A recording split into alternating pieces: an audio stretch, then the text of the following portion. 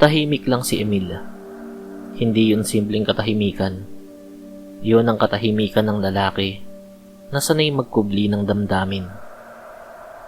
Sa loob ng silid-aralan ng kolehiyo, habang nag-iingay ang mga kaklase, nandoon siya sa ikatlong hanay, bahagyang nakayuko. Hawak ang bolpen na matagal nang walang tinta. Sa unahan, naroon si Rosalie. Mahaba ang buhok, laging nakalugay, simpleng manamit. Hindi siya yung tipong agaw pansin. Ngunit kapag nagsalita, nagiging dahilan yun ng pagtigil ng mundo ni Emil. Matalino, mahinahon, at may ngiting hindi madaling kumupas. Emil, Tawag nito minsan, hawak ang papel. pwede bang ikaw na lang ang mag-present bukas? Ikaw naman ang mas kabisado ang ginawa natin eh. Napatingin si Emil, bahagyang nataranta. Sige. Mahina niyang sagot. Pero ang gusto niyang sabihin, Bakit ka laging nagtitiwala sa akin? Bakit kapag ngumingiti ka, parang gumagaan ang mundo ko? pero wala siyang sinabi. Hindi niya yun masabi. Sa bawat project, sa bawat gabing sabay silang naglalakad mula sa gate ng school, papunta sa sakayan.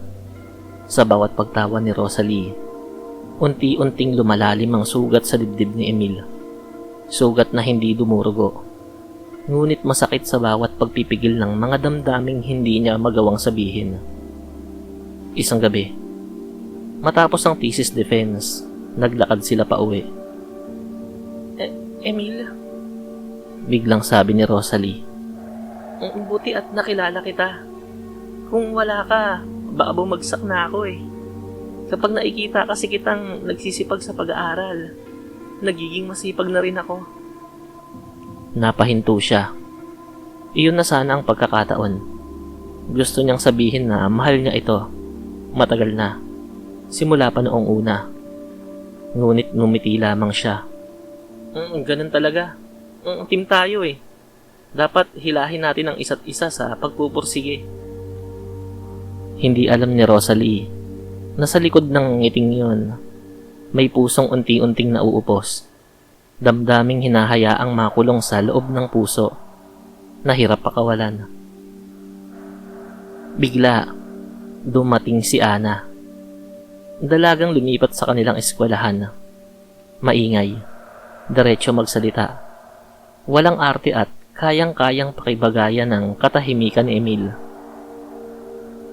Emil, sabi ka na sa akin kumain. Emil, ang tahimik mo. May mga gusto ka bang sabihin? Emil, gusto kita. Isang araw, sa kantin, bigla na lang siyang hinawakan ni Ana sa kamay. Mahal kita, Emil. Diretso nitong sabi. Hindi ako maghihintay kung kailan ka magiging handa. Gusto kita ngayon at kung gugustuhin mo rin ako sa mga susunod na panahon, edi tayo na. Nabigla si Emil.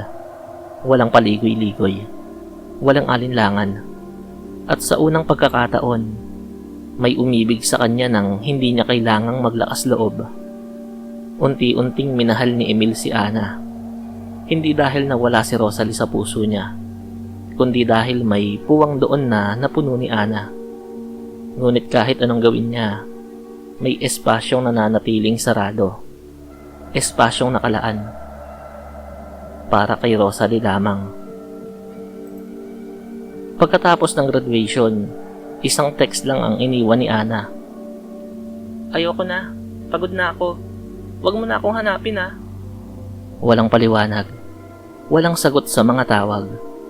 Tahimik na muling bumalik si Emil sa pagiging mag-isa. Mula noon, wala na siyang minahal. Wala na siyang pinapasok na babae sa kanyang buhay. Para bang ang puso niya ay isinara na ng tuluyan. 7 taon ang lumipas. Isang hapon, sa isang mamahaling restoran, nakita niya si Rosalie. Mas payat, mas tahimik ang mga mata. May suot na alahas, ngunit may pasa sa braso. Kasama nito ang isang lalaking matangkad, matikas, malamig ang mga tingin. Rosalie! Tawag ni Emil. Napalingon ng babae. Sandaling lumiwanag ang mga mata bago ito agad na umiwas ng tingin. Emil, huwag. Bulong nito. Napansin niya ang takot sa tinig nito, sa mga tingin, at ang panginginig. Rosalie! Malamig na sabi ng lalaki. Hinila ang braso ni Rosalie. Huwag kang maikipag-usap sa kung sino-sino. Narinig ni Emil ang bulungan ng mga tao na ang lalaking pumigil kay Rosalie ay kilala sa pagiging malupit kung kaya't kinatatakutan. Naramdaman niya ang matinding galit, ngunit wala siyang magawa. Isang gabi, lihim na nagtagpo sina Emil at Rosalie sa isang lumang waiting shed. Emil, layuan mo ko. Nanginginig ang tinig ni Rosalie. Sige na, delikado eh. Sinasaktan ka niya, no? Nakikita ako eh. Lahat ng lalaking lumalapit sa akin, pinapatay niya. Ayokong ikaw ang sumunod. Hindi alam ni Emil kung ano ang mas masakit, ang takot sa kamatayan o ang makita ang babaeng mahal niya na unti-unting nasasadlak sa matinding kalungkutan. Isang gabi, nilapitan niya si Rosalie sa parking lot. Ngunit nakita siya ng asawa nito, si Ador. Sino yan? Kapit mo? Malamig nitong tanong kay Rosalie. Nakaagad sinundan ng malakas na sampal na ikinatumba nito at pagputok ng labi. Hindi na siya nakapagsalita sa tindi ng takot. Akmang susuntukin sana ni Emil si Ador nang biglang ang dalawang tauhan ng lalaki ay mabilis siyang hawakan. Sunod-sunod na suntok at sipa ang natanggap niya mula sa asawa ni Rosalie. Hindi pa natapos doon. Dahil nang kaladkarin ni Ador si Rosalie papasok ng sasakyan, ay ang mga tauhan nito ang nagpatuloy sa pangbubugbog sa kanya. Habang nakahandusay si Emil sa lupa, isa lang ang tumatak sa isip niya. Mahina siya. Hindi, mahina pa rin. Walang kakayanang ipagtanggol ang babaeng kanyang pinakamamahal. Doon na sumagi sa kanyang isip ang matagal nang iniaalok sa kanya ng kanyang lolo. Sa kubo nito, nanginginig at nangihina siyang pumunta. Hindi ko akalain na darating sa punto na tatanggapin mo ang matagal ko nang iniaalok sa'yo.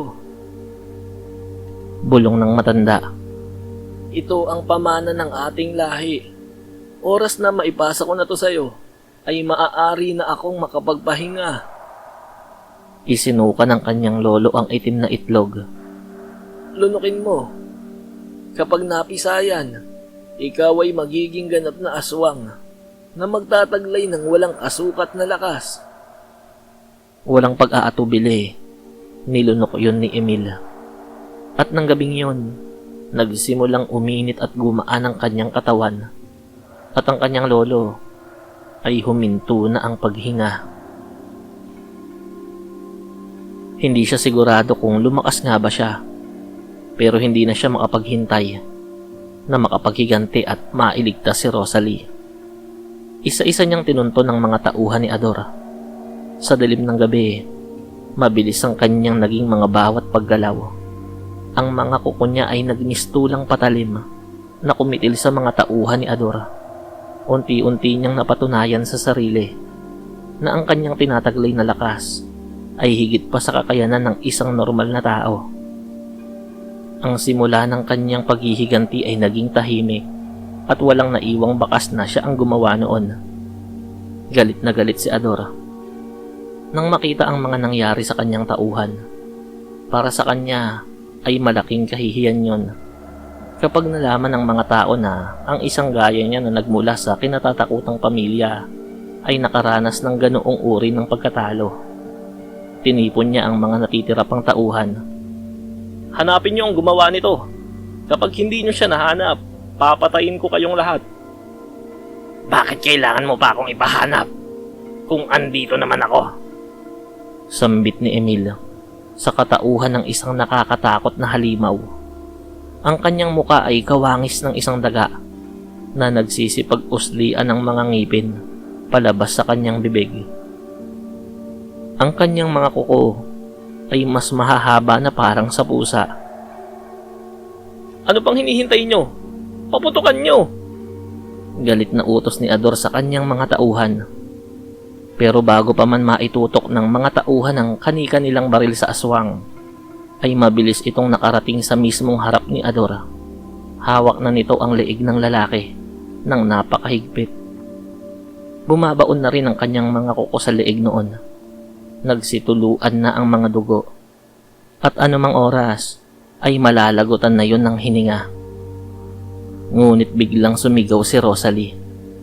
Emil, alam kong ikaw yan. Tama na. Humahagulgol ito at basa ng luha ang muka. Huwag mo siyang papatayin. Mahal ko siya. Huwag ka nang magpapakita sa akin kahit kailan. Umiiyak na sabi ni Rosalie. Parang pinigtal ang puso ni Emil. Tahimik siyang napayuko at dahan-dahang lumuwag ang pagkakasakal niya sa lalaki hanggang sa binitawan niya ito at walang malay na bumagsak sa sahig. Rosalie, mula noong simula pa lamang, hindi ko sinabi sa iyo ang nararamdaman ko. Ito ang alam kong tanging paraan para iparamdam yun sa iyo. Pero kung kagustuhan mong manatiling buhay ang lalaking to, wala akong magagawa kundi ang sumunod sa iyo. Kasabay ng matinding sakit na nararamdaman ni Emil ay ang mabilis niyang paglaho sa dilim. Sa loob-loob ni Rosalie, alam niya ang totoong pwedeng mangyari. Kung pinatay ni Emil si Ador, hindi lang siya ang hahanapin at papatayin ng pamilya nito. Ang totoo niyan ay hindi na siya takot mamatay. Ang mas inaalala niya ay ang kaligtasan ni Emil. Siguradong hindi ito tatantanan ng pamilya ng asawa niya hanggang hindi napapatay. Sa lawak ng koneksyon ng mga yon sa politika, sindikato at bayarang media, siguradong madali lang sa mga yon na matunto nito. At iyon ang hindi niya hahayaang mangyari. Ang mapahamak ang lalaking kanyang pinakamamahal. Noon pang unang beses na makita niya to. At sa dilim ng kagubatan, may aswang na patuloy na nagmamahal. Tahimik at walang hinihinging kapalit.